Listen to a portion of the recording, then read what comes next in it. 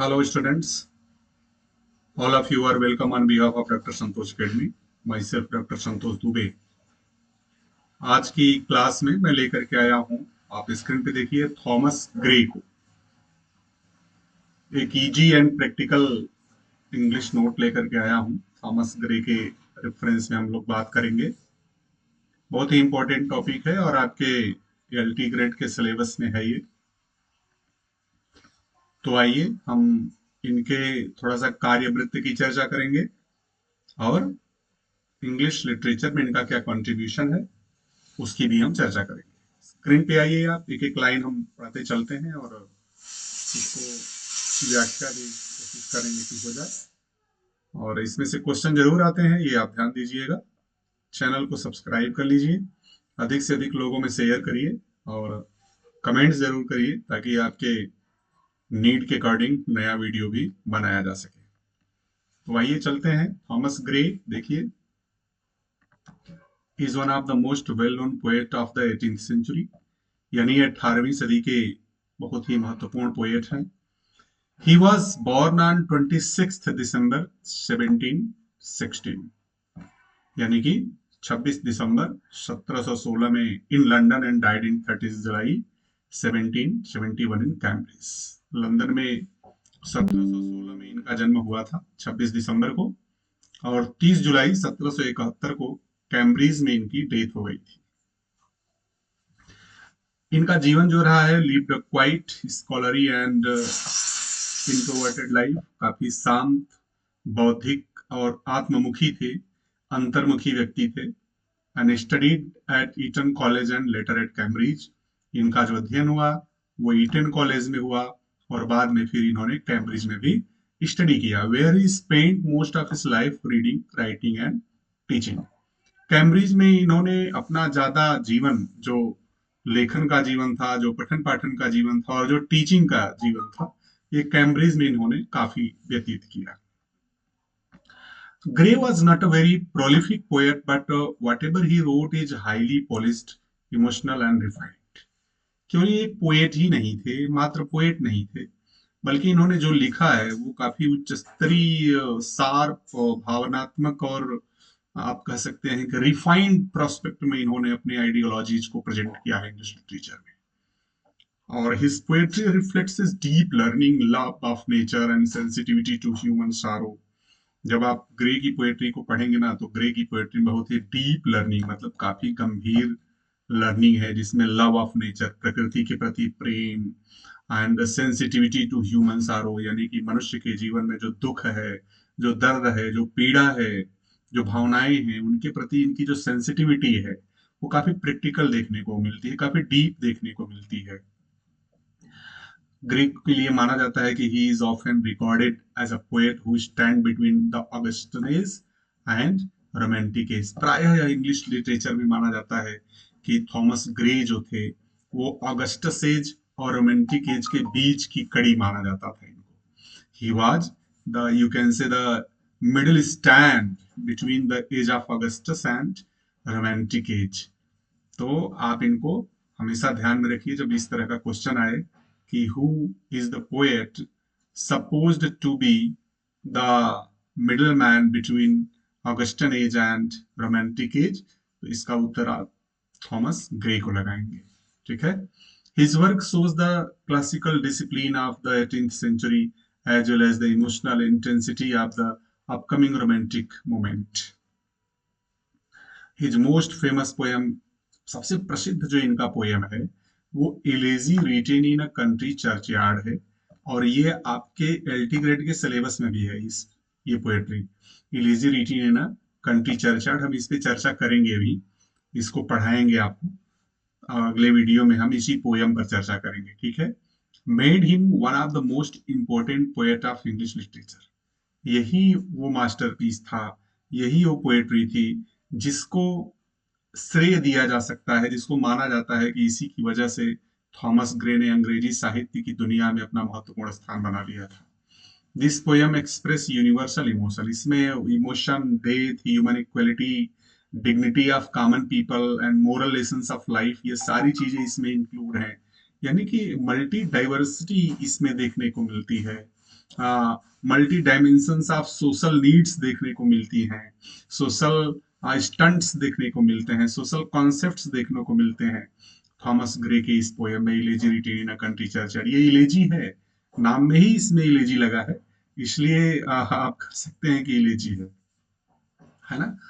तो इसके अलावा जो थॉमस ग्रे के और पोयम रहे हैं उसकी हम चर्चा करें, इसके पहले हम चाहेंगे कि आपको थॉमस ग्रे के विषय में कुछ और बता दें जो बहुत जरूरी है। जैसे कि थॉमस ग्रे का जीवन कैसा था, वो किस तरह के व्यक्ति रहे हैं। उनका जन्म दरअसल एक संपन्न लेकिन बहुत ही दुखद परिवार में हुआ था। जीवन जो है कि मतलब परिवार इनका अमीर था, संपन्न था, लेकिन बहुत ही सैड फैमिली में था इनका जन्म हुआ। घर का वातावरण सुखद नहीं था और बचपन में ही जीवन की कठिनताओं का इन्होंने सामना किया था। काफी कठोर जीवन रहा इनके बचपन का। एक्चुअली हुआ क्या कि ये अपनी माता पिता के 12 संतानों में से अकेले ही थे जो जीवित रहे, यानी 11 संतानों की डेथ हो गई थी। तो ये जो अनुभव था उनके अंदर गहरी संवेदना और गंभीरता को लेकर के आया था, क्योंकि 12 भाई बहनों में ये ऐसे अकेले बचे थे जो जीवित रहे, से सबकी डेथ हो गई थी। तो due to this you can say sorrowful environment, melancholy environment, his childhood was not happy. It was full of the sadness. It was full of the confliction. It was full of the, you can say, sensitive emotions, and you can say having sorrowful experience, है ना।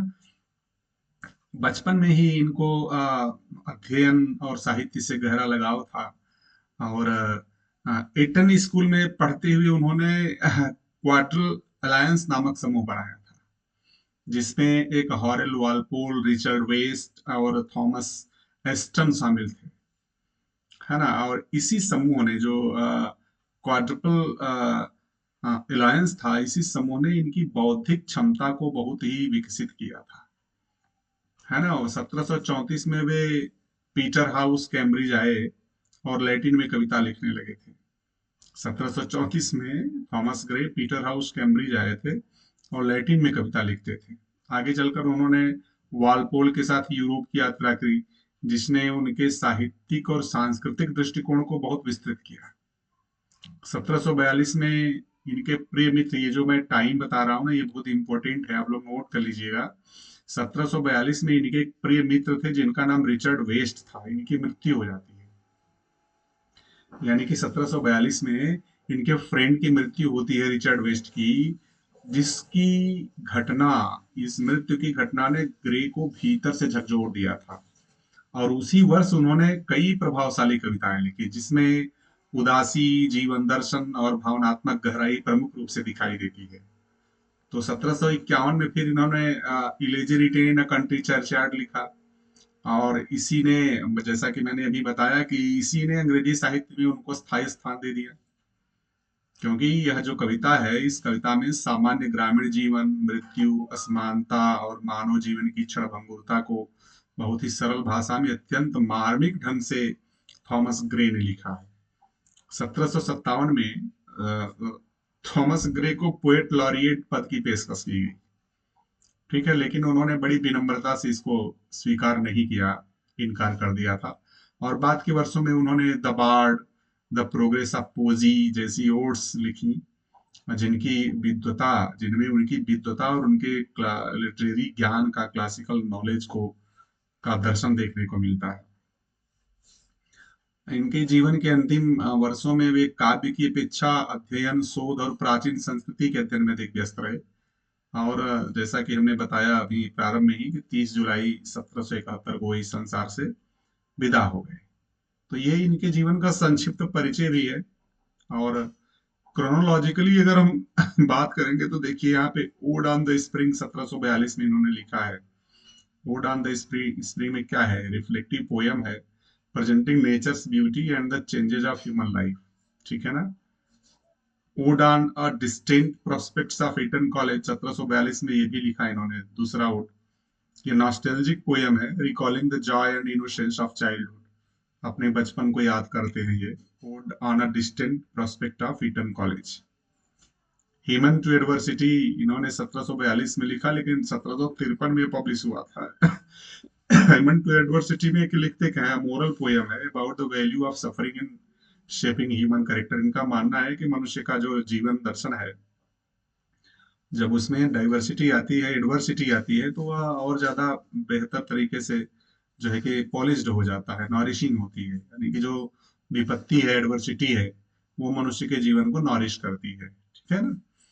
Elegy written in a country churchyard 1751 में इन्होंने लिखा है, जिसके विषय में हमने बात किया ही। ग्रे का मास्टरपीस है। This is the it mediate on death, rural life and destiny of common people. Progress of poesy इसके बाद आया है 1757 में। पिंडारिक ओड है, celebrating the power and evolution of poetry, जिसमें शक्ति और काव्य की उत्पत्ति की बात की गई है ना। द बार्ड भी इसी समय आया, the progress of poesy and the bard same year में आया है। इसमें द बार्ड में क्या है, एक ड्रामेटिक पोयम है, imagining the last Welsh bard cursing the English conquerors. इसके अतिरिक्त कुछ और पोयम इनका रहा है, जैसे ओड फॉर म्यूजिक 1769 में आया है। Translations and fragments, notes on classical literature and history, non poetic work है इनका। Notes on classical literature and history, ये इनका नॉन पोएटिक है, ये नोटिंग लाइन है, इसको आप नोट कर लीजिए। ठीक है ना। तो लिटरेरी कैरेक्टरिस्टिक्स की यदि बात करेंगे तो ट्रांजिशन पोएट था। Grey bridge the gap between classical poetry and romantic poetry. Classical poetry और रोमांटिक पोएट्री के मध्य जो गैप है, इस गैप को इन्होंने ब्रिज किया है, इसलिए इनको ट्रांजिशन पोएट भी कहा जाता है। इलेजिएक टोन है। His poem often reflects sadness, reflection and philosophical thinking, love of nature, refined style, emotional depth, learning and scholarship, ये सारे करेक्टर रहे हैं इनके पोएम के। और जो कंट्रीब्यूशन रहा है इनका, hold a special place in English literature because of his unique blend of classical reflection, perfection and romantic feelings. चूंकि classical perfection and romantic feeling दोनों का ब्लेंड रूप देखने को मिलता है थॉमस ग्रे की पोयम में, that's why he was the special English literature person, है ना। यद्यपि इन्होंने बहुत ही कम पोयम लिखा है, his work is of outstanding quality, लेकिन गुणवत्तापूर्ण वर्क किया है इन्होंने। जैसा कि his elegy remains one of the most love and quoted poem in English. Elegy written in country churchyard अंग्रेजी लिटरेचर में बहुत ही कोटेड एंड लव्ड पोयम है ना। इन्होंने रोमांटिक पोएट्स को भी इन्फ्लुएंस किया था, जिसमें वर्ड्सवर्थ, कोलरिज, इन लोगों को इन्होंने काफी इन्फ्लुएंस किया था। So that's why this was the very brief opinion, brief ideologies and biography of Thomas Gray, even his contribution to English literature, his writings and his ideas. तो आज के लिए बस इतना ही। शेष के लिए फिर से मिलेंगे हम। तब तक के लिए आप चैनल को सब्सक्राइब जरूर करिए, शेयर करिए और कमेंट्स ज़्यादा से ज़्यादा करिए, ताकि आपके नीड के अकॉर्डिंग नया वीडियो पुनः क्रिएट किया जा सके। तो चलिए, नमस्कार, हैव अ नाइस डे।